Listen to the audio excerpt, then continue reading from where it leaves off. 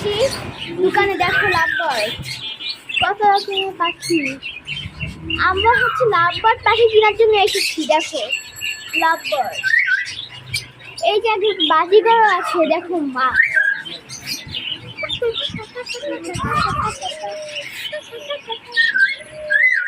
দেখো black colour ফিশের মতো orange colour fish. এই জায়গাটা কি মাছি, এই জায়গায়